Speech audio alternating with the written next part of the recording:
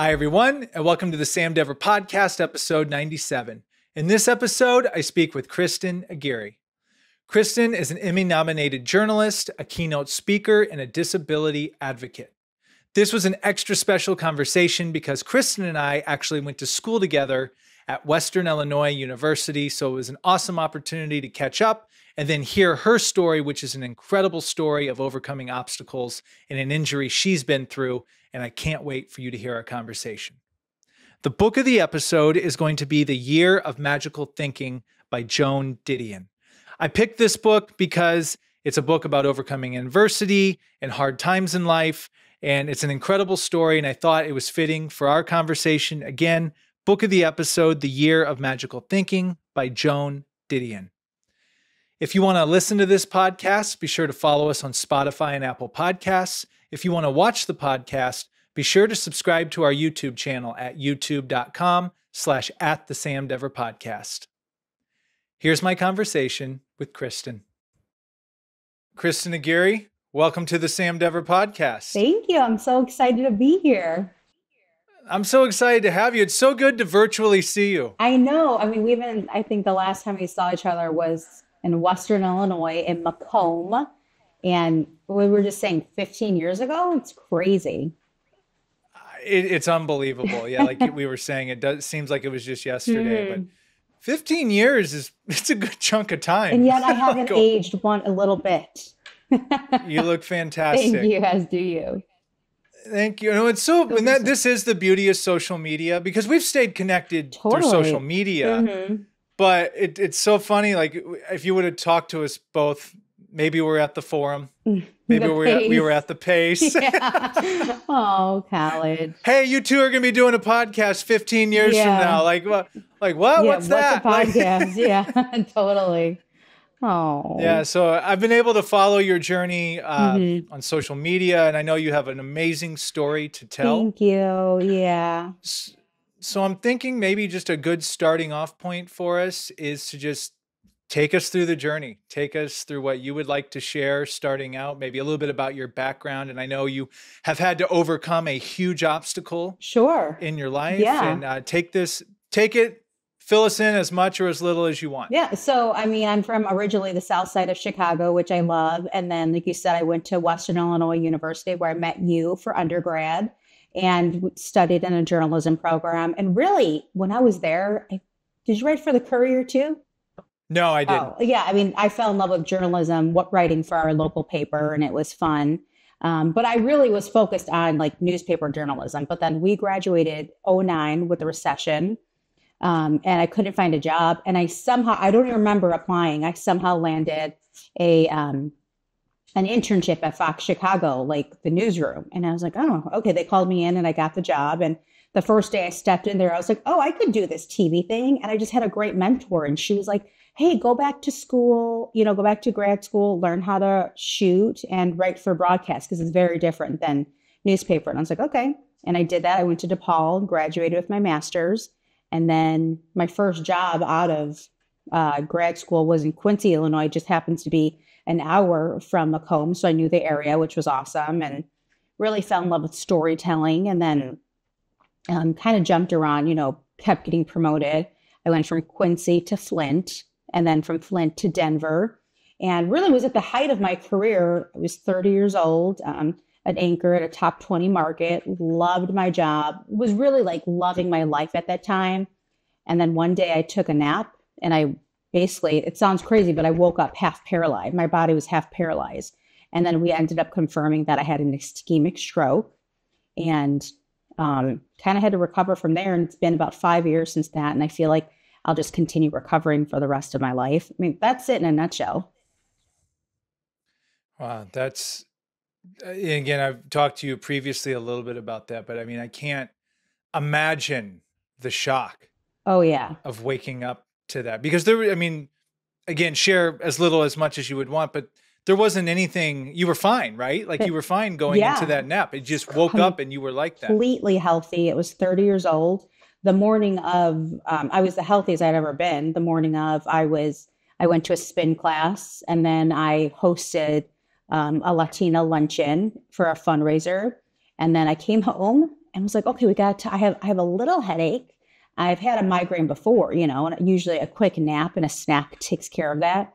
So that's what I did. And I had to go into the newsroom that day at about I think it reported at 2:33. And then I ended up, I thought I slept for 15 minutes, but I woke up like 3 hours later to my boyfriend at the time banging on the door, saying, let me in, let me in. And I was so embarrassed. I just remember popping up and being like so mad at him. And I was yelling at him to stop screaming. And he told me that I missed my show, which I never would do. And that's why my coworkers at the time were like, something's not right. Kristen would not just not show up. And so they sent him and a friend to go check on me. And thankfully they did, because we ended up calling the ambulance, and first responders came and rushed me to the hospital where I was in the ICU for a couple of days, and then eventually started rehab. Wow. And in that moment, so you were paralyzed right off the bat, or was it something that when you got up, like you say, did you even realize did you know something was wrong that moment you got up, or was it something that took a little bit of time to sink in? Like, oh, wait a minute. No, because I was able to, because I popped up so quickly, I think because I was so shocked that Darren was banging on my door like that I popped up, and then I went to stand up. And that's why the doctors think I had my stroke when I took a nap, because I was already paralyzed on the left side. And I went and I hit my head on my dresser, and then I think I fainted, and came to again to Darren calling he was banging on the door. And then he actually called my sister and was like, hey, have you talked to Kristen? She's not answering the door. We had just started dating. So this poor man. And he had called my sister and was like, hey, is this something she would usually do? And like a good sister, my sister was like, well, what did you do to her? What did you do to her? And he's like, I didn't do anything. And she's like, let me try to call her. And I remember being on the floor and seeing my phone ring, and I could reach it off my dresser just with my right side. And it was my sister. And I think your instinct is not to worry the people who love you, right? And I'm like, I'm fine. And she's like, are you sure? I was like, yeah, everything's fine. So I hung up with her, and I went to try to sit up to answer the door. So at this point, I still didn't think anything was going on. And then that moment when I tried to sit up from the floor and I couldn't, that's when I was like, okay, something is seriously wrong. And after I tried a couple times, I had told Darren, yeah, call the ambulance. And then first responders came and did all the tests and squeezed my hand. And they couldn't believe it either. They were like, there's no way you're presenting as a stroke, but there's no way, you're too young. And that's still kind of the way people look at stroke, oh, it only happens to young people or old people or people who aren't healthy. That's why I try to share my story, because that's not true. It can happen to anyone, any age, any health condition. I mean, I was going to spin classes, 6 days a week, really strict keto, and was told, was the healthiest I've ever been. They couldn't believe I had a stroke. And I think that's the important thing. My message is to really listen to your body, because if I could go back, I wouldn't change anything, because I really have come to love my story. But I knew something was wrong with that migraine, because I also felt like I had to throw up, and that was so not normal for me. I should have maybe called 911, but I was embarrassed and scared. Oh my God, what if they show up and nothing's wrong? I'm going to be a loser. They're going to think I'm just this crazy person. And really, I probably should have, but I think that's how women think sometimes. Oh, this will never happen to me. But when, like you said, you just thought it was oh, I must just have a headache today, right, for whatever reason. You aren't probably thinking stroke. Totally. It's I'm just stressed out. And just for, for myself to understand in the audience more, a stroke, is that where the oxygen doesn't get to the brain? Can you explain a little bit about what exactly the type of stroke you had? So there are two different types of stroke. Ischemic, which is the one I had, which is a blood clot that goes to the brain that stops the blood flow. And then hemorrhagic, where a blood clot, and again, I'm not a doctor, and this isn't the one I'm completely familiar with, but hemorrhagic is kind of where the blood clot bursts, and then your brain is being filled with blood. Okay, so yours was the one where the oxygen wasn't getting to the brain. Yeah, I had a blood clot in my brain, so it was stopping blood flow. Okay. So I guess the next question would be is like, take us through those early stages, like you're going to the hospital, you're like everything's starting to sink in what has happened, Yeah. right? What's going There, on I during will this want to time? preface this by saying there's about 15 to 20% of stroke survivors who never find out what caused theirs. And I'm part of that percentage. I have gone to like the best hospitals for brain injury recovery, Craig Hospital in Denver, Shirley Ryan in Chicago. And they're like the top 10 hospitals in the nation for brain injury recovery. And we've never been able to find out. And that used to bother me, but now I just feel like if you live your life like, oh, I'm going to have a stroke tomorrow or something bad's going to happen, you're never going to really live. So I've just kind of come to peace with it and thinking like, if it's my time, it's my time. But I just have to like continue to embrace life as it is now. I would say the first couple days were really hectic because my parents flew in from Chicago just to make sure I was okay. And I was in the ICU for a few days. I will say my Denver family was really there to support and love me, and were there always had visitors, which was beautiful. And then eventually, one of the nurses at the ICU had mentioned to my parents, like, "Hey, you guys should. She's a great candidate for Craig Hospital. You should call over there." And then we got in contact with them, and they're like, "Yeah, she's a great candidate. Bring her in and do the transfer." So then I would say like I was in a week maybe in the ICU, and then we eventually transferred to Craig Hospital. And I was excited, but also like really scared because this was so unknown, right? And I remember the first day, so I'm paralyzed. I need help to do everything, go to the bathroom, take a shower, feed myself. I had to learn how to do all of that all over again at Craig.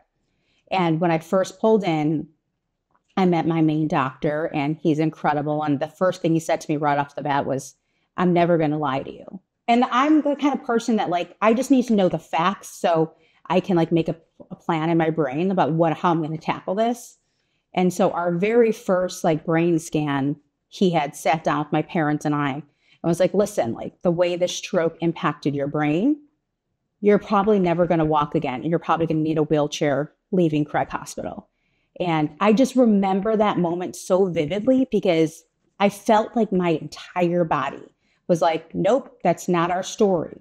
There is nothing wrong with that, right? But I knew that that wasn't my story. And my dad is very much my person. And so I like looked at him right away and he's like, "Well, what do you think?" And I was like, "I don't think that's true." And, my recovery is rare. Not everybody walks away from being that kind of diagnosis. And I'm really, aware of that. I don't want to put any stigma on paralysis or anything like that. But I just felt that like wasn't my story.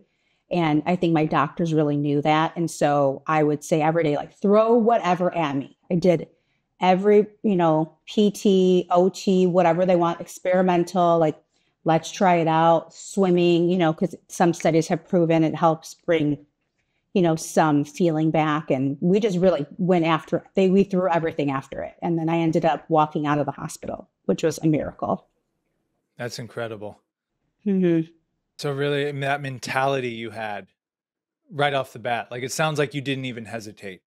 You're like, all right, this has happened. Mm-hmm. Nothing you can do about it. What do we do from here? Totally. I mean, every PT session, they would be like, "Okay, like, let's try this exercise." And I'd be like, "Okay, what's harder, this one or X or Z?" And they'd be like, "Okay, this one's harder." And then I would try to do that. And, it wasn't easy, right? I didn't have gains every day for nearly 6 months, but little gains, I think, make big progress. And so that's kind of the mentality that I took. Like, okay, if I was paralyzed for my leg, probably 2, 3 months in the hospital until we saw any movement. And it started with my little pinky toe wiggling. And my physical therapist at the time was so excited. And I remember looking at her like, "This is nothing." And she was like, "This is how it starts. Like, it starts with your pinky toe, and then it's the one next to it, and then it's your whole foot, and then it's your leg, and then you're walking." And that's exactly how it kind of started for me. Pinky toe, leg. Then I felt it in my calf, and then my ankle got stronger, and then we could start doing walking, and then eventually we started running. And but that's how, like, little gains like that. And that's how I kind of look at life. You just need little gains to reach that big goal. Absolutely. And we've talked before too. I was sharing with you about the injury I had, and not to compare it to yours, but I know the similar feeling of you really can't see the light at the end of the tunnel in the very, very beginning, but you know you have to start moving forward to even begin to see a glimmer. But like you said, the little pinky moving, I remember getting a little movement back in when I had my leg injury in my foot. And it's like, okay, you're like, it's not going to be a day by day progression. It's going to be probably a month by month until something else happens. Progression. And I will say, don't worry about comparing stories, because everybody's experience is totally different. I mean, someone could have had the same exact stroke that I had and had a totally different recovery.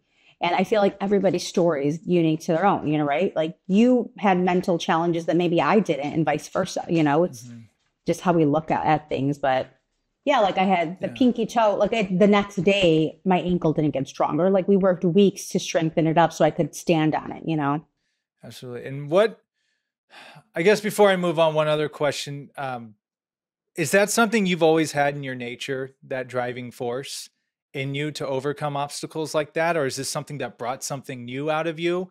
That's such a good question. And I love it because I grew up with parents who have told me from as long as I can remember that I can do anything I want as long as I work hard.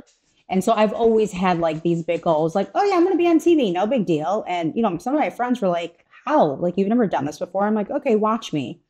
And I just feel like that sort of mentality that I've had my whole life, like these giant goals. Some people look at them and say they're attainable, but I'm like, I can do it if I hustle hard and I put the work in. And that's kind of the same mentality that I had going into recovery. Like some people say, I'm never going to walk again. Cool. We're going to sign up for a 5K as soon as we got out of here. Still haven't signed up for the 5K, but I will, and I can. Absolutely. And it's funny you bring up the TV thing, because I it's now that you bring it up, I do remember, because, we were at college together in the public relations club. Yeah. And yeah, that's what it was. Okay. I couldn't remember the exact words, but I do remember seeing you on social media, like at the news anchor desk and stuff like that. I'm like, she's on TV, like not just social media doing stuff. Like, no, she's like on the real TV. Yeah, it was fun. And it took a lot of work to get there, right? Like I had to live in Quincy, Illinois, which is a really small rural area. But I knew that going in, like this was going to take hard work. I wasn't going to get back home to Chicago or to a Denver my first time around, And then I was in Flint, which a lot of people are always like, oh, Flint, Michigan. I loved my time in Flint. And it was actually some of the most rewarding times because I was there during the water crisis. So I really got to like meet the community and see how they were overcoming things. And I think all of those things play into your mind at some point, right? Like, look at these people who were handed truly one of the worst crises our nation has ever seen, and they're overcoming and still have faith. And I am a believer too. And for better or for worse, everything does happen for a reason, or at least it can set us up. You can look at it one or two ways. You can let it get you down, or it can let you form your new path and new opportunity. And it sounds like, when you're describing, it sounds like you're at the height of your career. You're a news anchor in a big city. Right. Denver's a giant right. It was city, top 20 market. Premier city in the And it's like, this happens to you. It almost seems like unfair to a degree. Did you ever wrestle with any of that? Like, gosh, I was doing all these things and now this.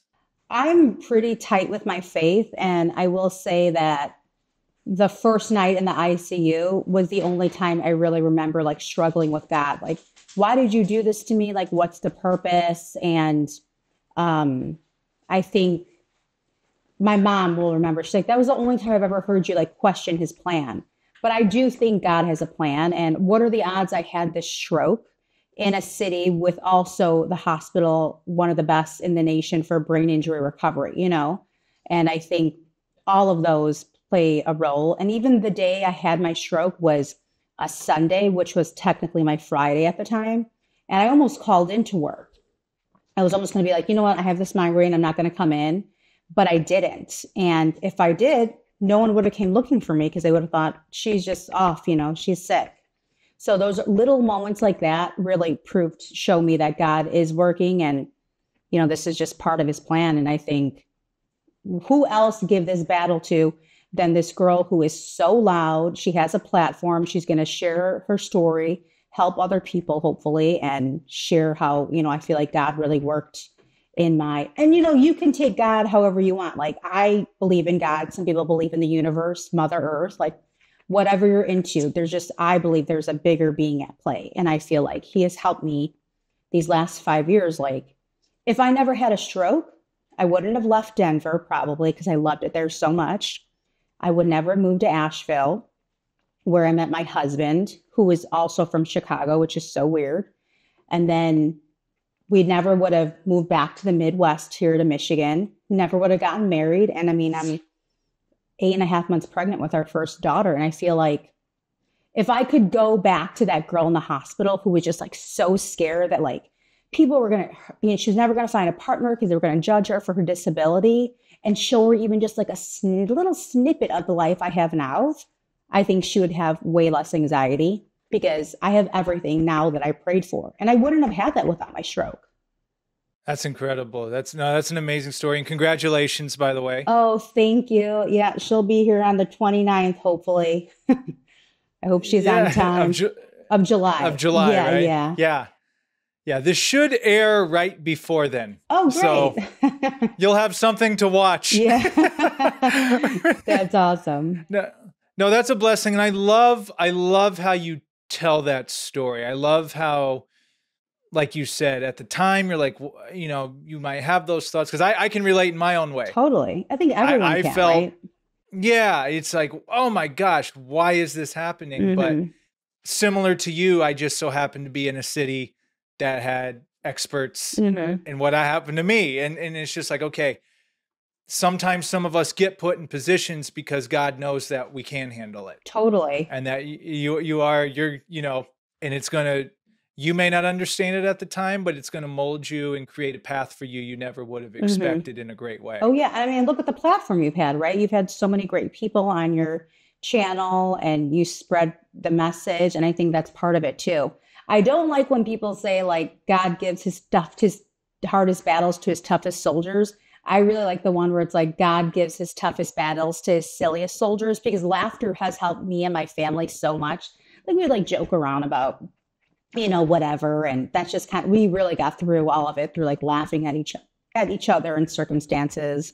No, I love that. And then what you're doing now, what you bring us up to speed. So you've gone through your recovery. Obviously we can't cover 5 years worth of recovery. Yeah, we ain't got the in an time. hour podcast. Mm-hmm. But so okay, you meet your husband. You guys are creating a family together. We were talking before. You have amazing dogs. Yeah, they're the best. I will say, if I give one advice to people looking for a partner, hold out for the one, because when I was like building my career, that's when all my girlfriends, my best friends were getting married and have families. And I really was like, oh my God, it's never going to be me. I'm so behind. And then, David just popped up on Hinge one day, and then we got engaged in 6 months, and not until we were like 35. So it's like, there's hope. I know, honey, it doesn't feel like it, but there is hope. And, so we got married. We moved to Michigan because I got a news anchor job here. And then once we started our family, kind of decided maybe news schedule isn't the best way to raise your family. For some women, they can do it and rock on, sister, but that just to me wasn't really the path I wanted to take right now. So we decided to sort of take a step back from news. And now I kind of do PR for a local a disability nonprofit, which I think really lights my flame and my passion. Like I want to help other people with disabilities show that you can have a beautiful life. Like just because society says disability is an ugly word doesn't mean that it is. But it's hard to like overcome that when you're told all the time, or people try to sweeten up the word like special needs or differently able. Just say disability. A lot of people are proud of their disability. And then we're also getting ready to launch our foundation called Still Here. It'll be based out of Chicago, which is where I'm from. And we really want to help support other women going through the brain injury recovery process, because there were so many times in my recovery that I was just like, thank God I have my parents here. Or thank God I had a savings built up to pay for little things that insurance doesn't cover, or even just be their support system. I had to get Botox injections and like having a friend there to hold my hand, like just change the whole process. And I just want to do that for other women. So the foundation we're getting right, it'll probably launch next year. We're in kind of getting our board together right now, getting our branding going, and we're in the middle of that. And so I just want to help other people going through this. I don't want anyone to feel alone because it can be a lonely process. Absolutely. And you're going to be doing or have done public speaking as well? Yeah, I do some keynote speaking. So if you need me to come out to your event, happy to do it. I recently did one with the Brain Association and the National Brain Association, and that was really, really fun. And just kind of sharing my story, because I think a lot of, doctors still have that mentality like, oh, she can't have a stroke, she's too young. But I mean, my story is just one to show you that, yes, it can happen to you. And really, I just want to help women get rid of the stigma that you have to ignore yourself because you're so worried about, we're doing 20 things. We're running a household. We're going to work. We're changing a diaper, that you take a second. You're like, something's not right with my body. I'll worry about that later. No, we need to worry about that right now. Wow. Yeah. No, I think again, I think maybe with our, I don't know if you call it hustle culture or go, go, go. Like if you're not in social media, makes it seem like you're falling behind if you're not posting every 4 hours to things. So I think that's a really important point you bring up. It's like, hey, you got to remember, like this is you. Exactly. not the phone and the social media profiles and fake all of anyways, that. Please. And like you're comparing your day to somebody's highlight reel, right? Like not everybody is posting like, oh my God, I had a terrible anxiety attack today. That's what we should be posting, the real stuff, and it's like you look on there, you're like, oh, this lady's life is perfect. And it's like, actually, she's really miserable, Well, I think that's inspiring too from you because you've been very public with your recovery. Oh, totally. And injury, right? You've been sharing your journey. I mean, pretty much since it happened, right? Yeah. I was really important for me to kind of really showcase what recovery really looks like. I try to post like bad days. I mean, I'm not into the videos of watching me cry, but I try to post bad days just so everyone knows like recovery is not just an uphill battle. It's like wiggly and there's still things I struggle with, right? Like I'm about to have a baby and I'm still partially, I'm hemiplegic on my left arm, which means it's still partially paralyzed. Like my fine motor skills, think like tying your shoes can be a little difficult for me. So I'm always worried about like, how am I going to take care of this baby? And I just remind myself, I'm really good at adapting. And so like I've been watching YouTube videos. There's one on YouTube called I think it's the One Arm Momming. And so I've got tips from her and I just got to do it my own way. I may not be as fast as I could have been before my stroke, but I mean, I have a heart and I'm doing everything I can to get ready and take care of my little girl. And that's what I'm going to do. And I may not look like all the other moms, but she's going to be loved and supportive. And I have a great partner that's happy to chip in and do everything too. So she'll be just fine. She's going to be absolutely fine. And that's, no, I think that's a beautiful mentality and it's inspiring. And I was back to the social media. When you were posting, or you still are posting about your recovery, what's the feedback been from people? Has other people going through it reached out to you? I mean, what's that been like? I think from the beginning, I connected with other young stroke survivors, which is because when I was in the hospital that very first night in the ICU, that's the first thing I did is that I looked up young stroke survivors because I was just like so desperate to see another woman like me who overcame it and was living like her best life, was happy, whatever that may be.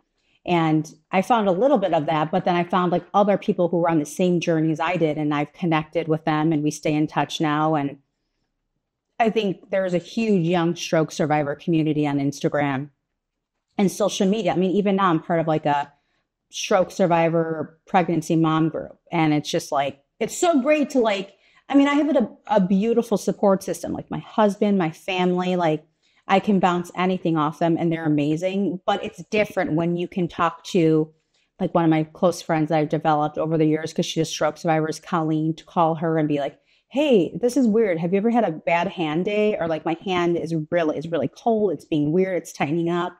And she'd be like, yeah, that happens to me all the time too. I'm like, okay, like when somebody actually knows like what you're going through because they're going through it too or have gone through it. And I think when people see like the bad days, they're like, oh my God, this happens to me too. And there's that instant connection. And I think that's the beauty of social media. I mean, there's a lot of ugly on there, but I think the communities, like the ones with young stroke survivors, the ones we built, are really beautiful and helpful and help other people. Because a lot of people who have strokes end up getting depression and anxiety. I have it as well.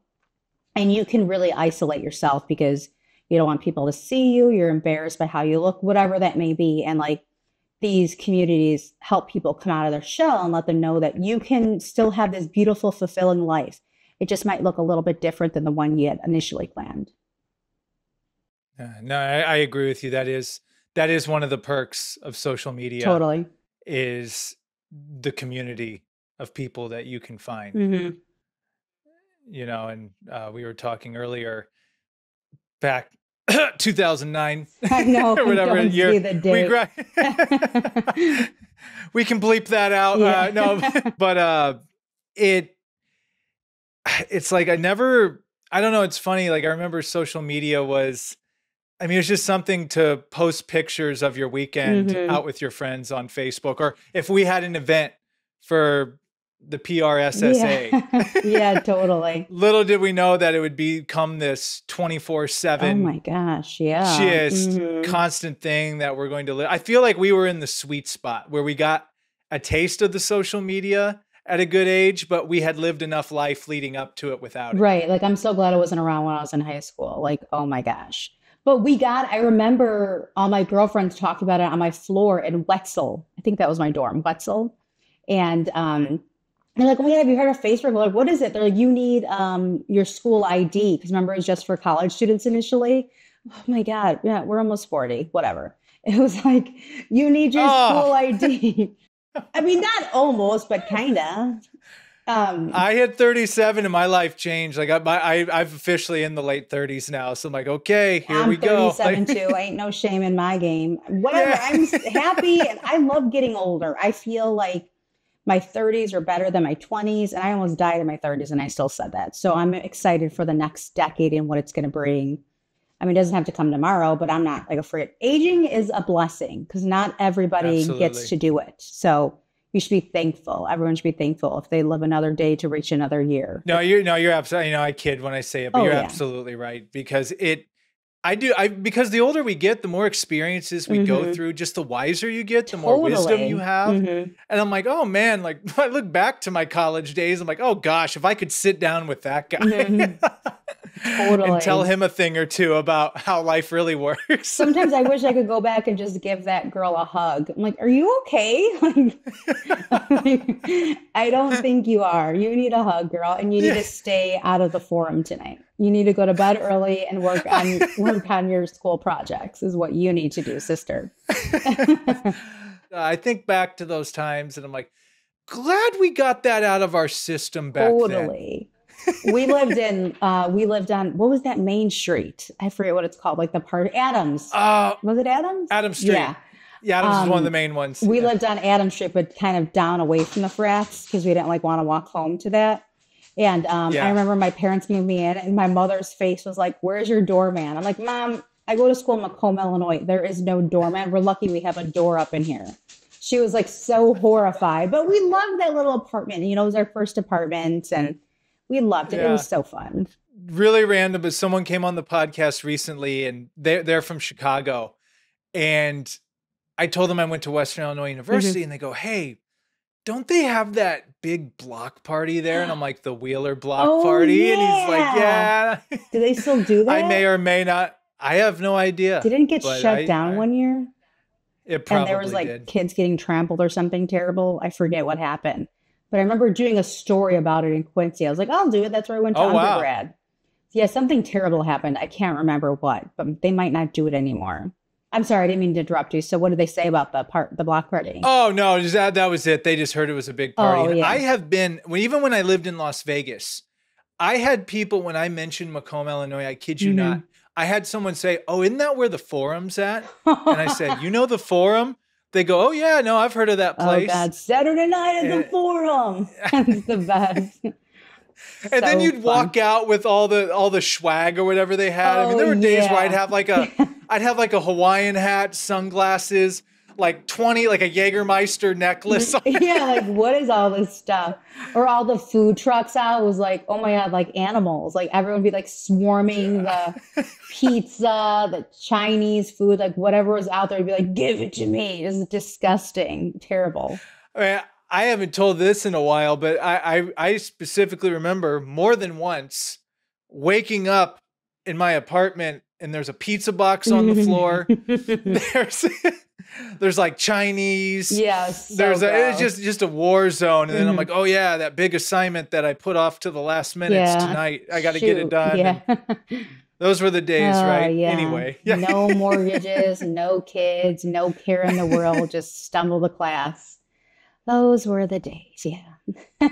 Yeah, so I knew we had to relive a little bit of that, but no, I'm but Western was a great time. I So met fun. phenomenal people Yeah. such as yourself, and that's why I am grateful for us to come full circle and to be able to do this. Being able to see you and not only seeing you in your news career and then seeing what you've been through with your injury and now how you have turned that and evolved into Mhm. something even greater now that you're doing and inspiring people and I'm very happy for you. Oh, thank you. I love seeing you thrive too. My husband saw me like one of your Instagram pictures. He's like, "Who's that?" I'm like, "Oh, this is Sam. I'm going to be on his podcast." And he was like, "Oh, okay." Because I was like, "Look at you, Sam. Like, get after it." And he's like, "Who is this?"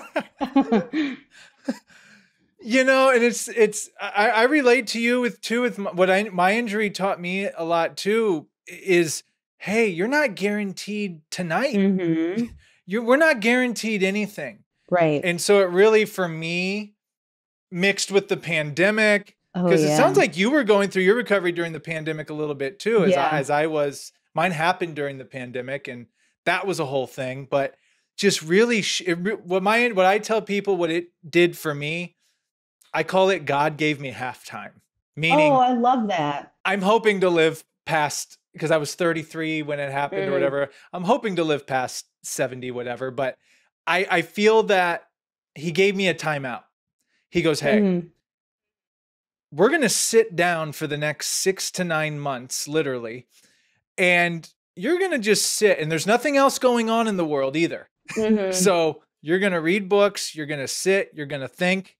And I do view it as a gift because I really gave me a chance to take pause, and you find so much gratitude. And I'm sure Oh, maybe you yeah, for felt some sure. similar, like you learn to be grateful for the most simplest things because you don't think about them when you're 100% healthy and Hmm. you're moving and Oh, grooving. It's yeah. not till you get those abilities taken away that you're like, oh wow, no, this is a gift even to be able to move and to interact in the world, Oh, yeah. you know? God works, I think, in really mysterious ways, right? Like, I think if you would have told me, like, even a year after my injury, that I would be thankful one day for my stroke, I would be like, there's no way this has set me back so much. But now that I'm here 5 years later, and I know I'll be recovering to the day I die, but looking at like the sweet little life I have now, I never would have pictured this, like living in Michigan again and wanting to leave news to like really support my family, launching a foundation. Like none of that was on my list, but God knows best, right? He knows better. He was like this. I mean, the idea that you want to go home and be a news anchor in Chicago, that's great, but I have a better plan. And so I always feel like I just really trust into like where he's steering me next. It can be painful. It's not easy, but I think trusting in his plan for me has worked. That's awesome. And I know you've already talked about what you're doing now, but what is the plan for you? I mean, aside from, obviously spending time with your family and you have that going, but career-wise, the foundation, public speaking, is there anything else in the future that you want to do moving forward or that you have your sights Well, on? since you mentioned it, we're also getting ready to publish a book. It's about our dogs meeting our daughter and like the steps we're taking to make sure that they're meeting in a healthy, safe environment so nobody gets hurt. And so we're getting ready to, we're hoping to publish that out, get that out before Christmas so we can really push the sales there. But yeah, I mean, writing for me and continue to be an advocate and speaking about disabilities and changing the way our culture views them is really important to me. And I think that's where keynote speaking and running the foundation really come into play. Okay, so I have a couple questions off of that. First of all, that's amazing. You guys are writing that book. Yeah, thank you. And I was telling you before, I believe we started recording about TikTok, how my algorithm's nothing but dog and cat Yep, that's how ours is. videos. But a lot of those videos are introducing animals to the babies and things like that. So I think that's a pretty good market for you guys to market a book to. Yeah, I mean, I just think it's gonna be a children's book, but like, adults can read it obviously, but it's just, you think you bring home the hat and just let the dog take the hat and then he runs away with it. And that's now he thinks he can smell that and just run away with, this little raggedy thing. And so we kind of really did our research, decided to take the time because, I mean, our girls are very sweet, but they're still wild animals. So we have to just be careful with her. We want her to grow up with dogs. I mean, there's so many studies that show like children that grow up with dogs have less allergies, less likely to get asthma. So we want her to be dogs, but we also need her to be safe. Absolutely. And then a question in regards to the keynote, because I believe I told you before, I'm starting to train Yeah, that's to be in awesome. public That's really speaking cool. as well. And that's another thing too. I'll speak for myself. It is not an easy road either with that. Like people go, oh, you just get up there and start talking. I'm like, oh no, you got to craft your speech and work it out and see what works and what doesn't. So I'm more of just a personal question for you. What is that like giving a keynote? And what was that like the first time you gave one, especially talking about something so personal? Yeah, it can be a little daunting, right? Because you wanna inspire people, but you don't want it to be corny. You want to be authentic. And I think for me, just sharing the real parts of my story is where people bond the most. Like, don't try to be inspirational. Just share your story. People want to hear you. Like, people are going to relate to whatever you're sharing. If it's about your injury, it's about your road to launching the podcast. Like, people are there because they want to learn. And I kind of take a little bit of solace in that, like when I'm like nervous or, kind of getting anxious about doing a keynote. I also usually have my husband with me. So it's always fun. Like I'll throw like a funny joke about him in there and that kind of takes the edge off. And, but yeah, I think just being authentic to your story, don't try to copy anyone, don't try to be whoever, you can take notes from somebody, but I think trying to reenact somebody who isn't you, like that's not authentic to you. I think just be yourself. That's great advice. And is there anything else that you want to share about anything that you have going on that we haven't talked about? No, I don't think so. And then I definitely wanted to circle back to maybe people listening or watching this that are, whether they've maybe gone through a stroke or any other injury. What advice would you have for them, for someone that's doing it? Because I did the same thing as you. I started YouTubing and Googling what my injury was. Had anyone been through it? What advice or words would you give to someone that's maybe just starting to go through something like this? I think sometimes like I try to think like talking to that like first day Kristen, right? The day of a brand new life. It looks hard, but it's not impossible. It might be harder, but it doesn't mean you can't do it. And I think really removing that barrier in your head, like, oh, I'm not gonna be able to do this anymore. I can't do this. There are people that told me that I might never get pregnant because of all the trauma that my body's been through, but I'm about to pop this baby out. So I just feel like don't let anybody tell you can't do something. Of course, listen to your doctors, but your limits. They don't. Are there any misconceptions that people have about serious injuries such as yourselves that maybe aren't true, that you found through your experience? Sure. I think people think that like you'll never be back to who you were, or you're never going to be back to that caliber. I know my bosses in Denver, which is why we parted ways, kind of said I would never kind of get back to the level I was at. But I worked at 2 other stations since then, and I just got nominated for an Emmy. So joke's on them. I think, but I'm a person who uses that stuff as a fuel, like I was mad and that, things went down with them the way that they did, and, decided, okay, they're not telling the story. I'm the author of the story, and I'm going to continue to chase after my dreams. And I've done that ever since then. Congratulations on the Emmy nomination. Thank you. I'm really proud of it. Tell me about that. Yeah, so I just got nominated the awards actually this weekend. We just got nominated for a series we did called West Michigan Warrior. And basically what I wanted to do was share stories of people in the community that were overcoming something terrible. and, just really showcasing that there are heroes that you live, they're your neighbors, And I think sometimes people think the news like, oh, the news is just politics and, death and, blood, whatever. And those stories are important, but I also think kind of storytelling is really kind of the path that journalism is going down. And I wanted to showcase people in our own little community that were thriving and surviving some of the worst days of their life, and they're still here, and we can inspire other people. And so we submitted our stories and we got nominated. That's awesome. Congratulations. Thank you. We're really excited to go. So now I can say we've had an Emmy nominated guest on the program. Yes. Yep. When will you find out about if I won? Yeah. Saturday. This weekend. Wow. Yeah, we're going. I'm thankful hopefully she stays in there long enough to let mom and dad have one more night out. Give us one more. Yeah, just one more day, please. Yeah.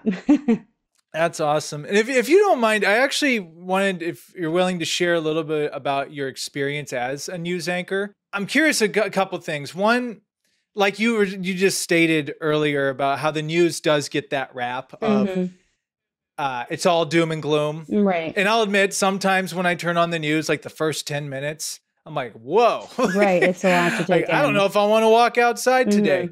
But there are some people, though, I mean, the news, regardless of how much social media blows up or whatever, like they are going to watch the news. So obviously there's still a big market for it. And I think you really nailed it too. It's the community you are in.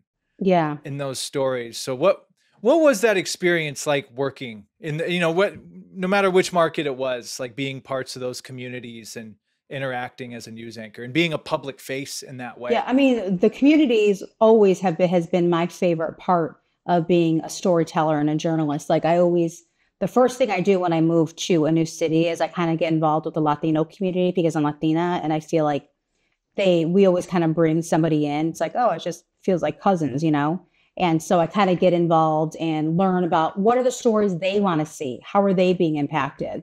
And that's really how I got the story pitches done. And I really fell in love with storytelling in Denver.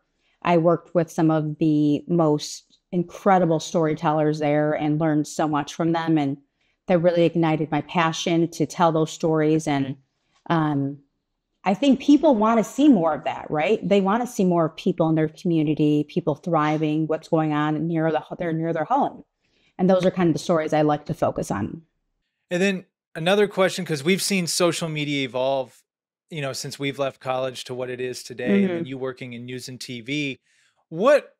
How is social media, how important was it, whether it was during your time at the news, or how does it relate to now? Because yeah, you can break news on social media, but I guess is there a clear difference for people? I guess I'm just trying to see your perspective on like maybe how they work together. Yeah, well, or against each other. Sure. I mean, I think like social allows you immediacy that sometimes, TV, there's a lot of things that need to be put into play before we can break news. If we have to go into programming, we have to get that okayed by, the general manager or whatever, because I believe there's like a fine or something. Where if I'm at a scene, I can go live and you can watch me on my social, and we could still be informed on what's going down, the neighborhood over or whatever. I also think it forms community really well. Like, for example, our community last month had a really terrible tornado, and a lot, there's a lot of stuff on social where they're telling people if you're not near a TV, maybe you're getting an alert, right? From your local news station through an app or through social media posts like, hey, it's time to take cover, or post their tornado. Like, here's where you can donate. Here's how you can support people impacted. And I think social media really allows you to kind of build that community. It's not always nice. I mean, because I can tell you, I've gotten so many nasty emails and so many nasty tweets and Facebook comments from people, who simply don't like me for my skin color or because, whatever, they hated my outfit. Like, it just kind of comes with the territory. Yeah, that's another thing. I've heard stories before where weathermen will actually get threats and people will be angry at them because they told them it was going to be this weather and it was something else. like that's how serious they were taking it. These people get crazy. I'm so thankful I was able to grow this baby off air because I just knew they'd be like, oh, like what happened to her? She gained 50 pounds. Like, actually, Deborah, I didn't gain 50 pounds and my weight is none of your business. But people will, I mean, my girlfriend who works in Colorado, she gave birth in August and just got the nastiest email like, what happened to XYZ? Looks like I know she had a couple of babies, but did she really gain 80 pounds? Like, good luck to her and her health. It's like, who has the audacity to go online, look up an email, and then send it about somebody else? It's so gross, but I just feel that I also feel bad for those people because I'm like, you need Jesus, honey. It's so mean. I just would never do that to somebody, but some people have too much time on their hands. It's almost like you all who have worked in the news were dealing with a lot of this that maybe some people deal with social media now. But you guys are like, oh, we've been dealing with that. Oh yeah, for sure. I'm like, whatever. We've been public personas, and I know people who have worked in the news too, and it's a ton of work, especially if you're those morning shows too. Oof, I mean, what that's time where I was coming from. Did you ever work morning? The majority of my show? career was mornings. Yeah, so I would in Flint and Quincy, my first two markets, I'd have to be at work at 2:00, and then here I had to be at work at like 3:00, 3:30, depending on when I rolled in. And yeah, the sleeping is crazy. I'm just so thankful I had a partner that was like, okay, yeah, let's go to sleep at 7, no big deal. But not everybody's down with, like closing up your family time at 6:00 at night. But just kind of what I needed to do I actually do love that shift. I don't always love waking up, but you have the whole day to do whatever you want. You're home I'd be home by like 12:45 maybe. No, thank you for sharing that. I was just curious. Yeah. And would you ever entertain being in news again? Or is that maybe a chapter that's closed, got you where you're at now? I don't know. Like, I really love storytelling.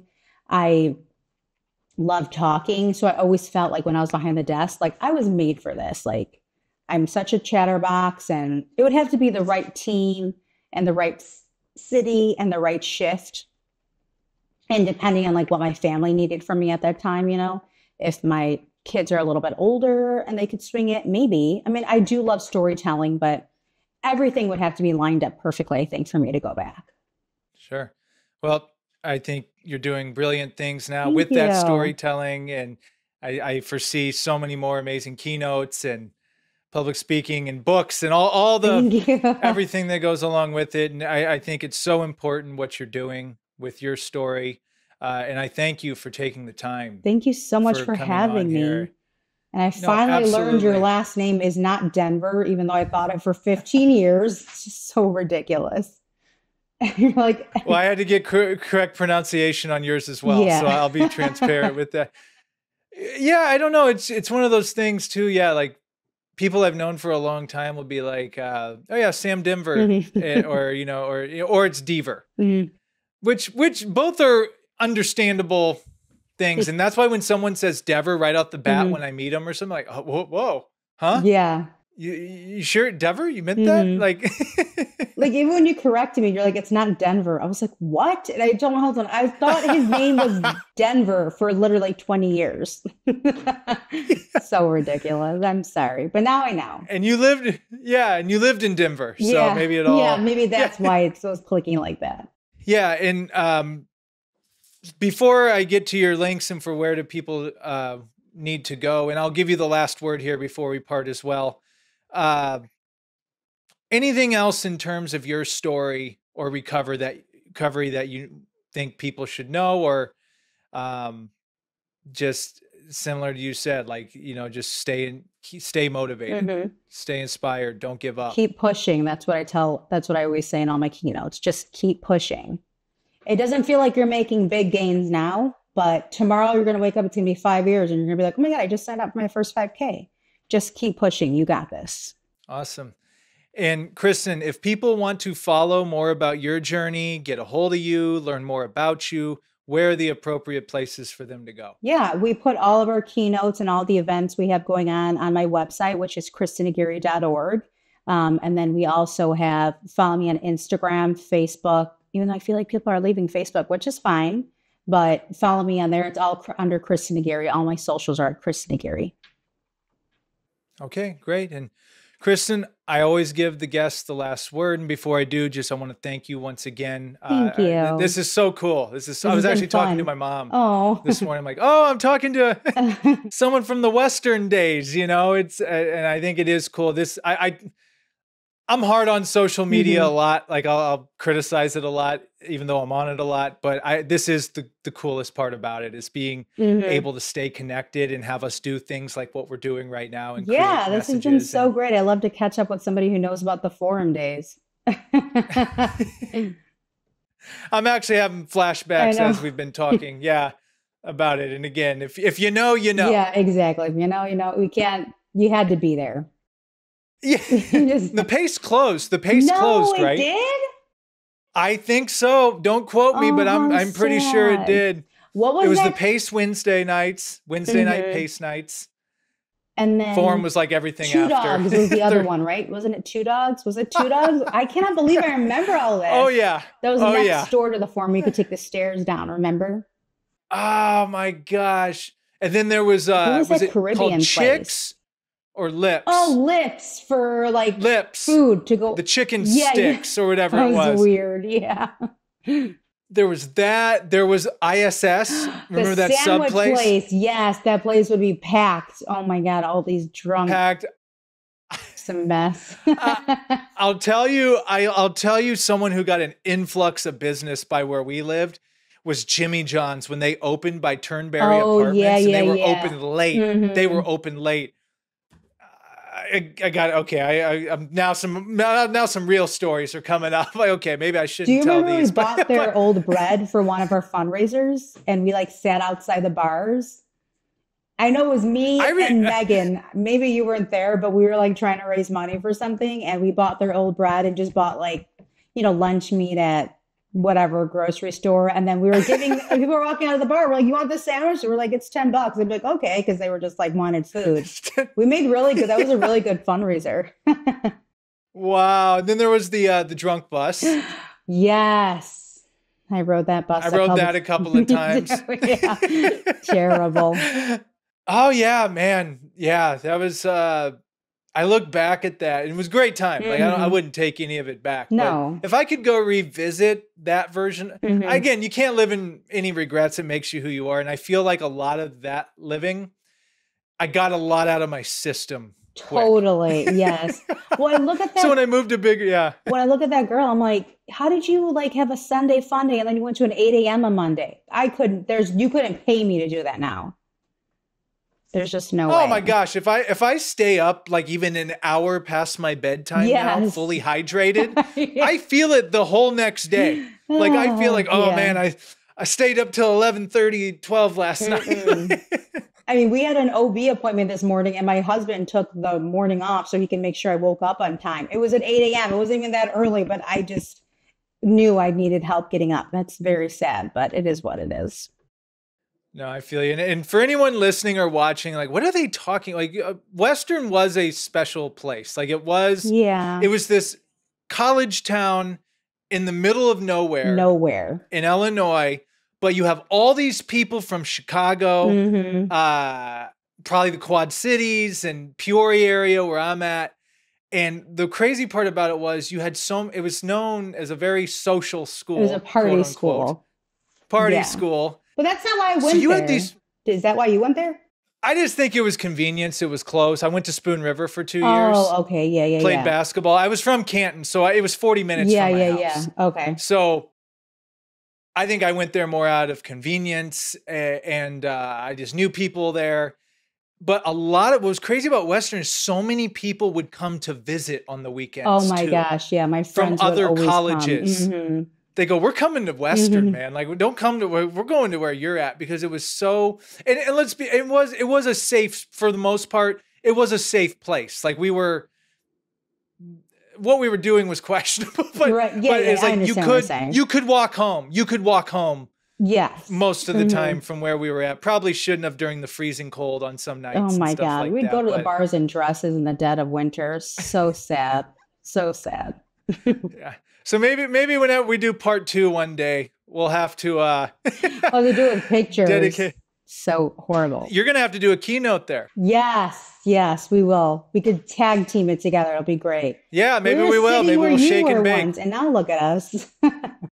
Yeah, no, absolutely. That absolutely. would be so fun. This is fun. This has brightened my day thinking back to some of these memories. Me too. And I always give the guest the last word. It can be as deep or as shallow as you want. It can be about absolutely anything. How would you like to end this podcast Just today? No matter what obstacles in front of you, just keep on pushing. Awesome. Well, Kristen, thank you so much. Thank Stick around you. for a quick second, Sure. but thank you so much for this. This has been a gift. And again, I'm very happy for everything going on in your life. And I wish you and your family all the best moving forward. Thank you. I had so much fun connecting. It was the best.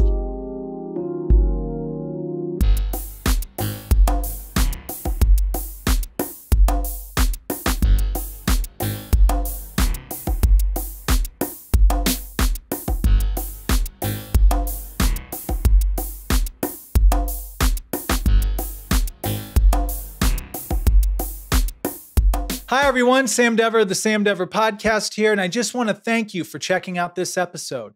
To watch and listen to future episodes, be sure to follow us on Spotify and Apple Podcasts, and subscribe to our YouTube channel at youtube.com/@thesamdeverpodcast. Thank you so much. See you soon.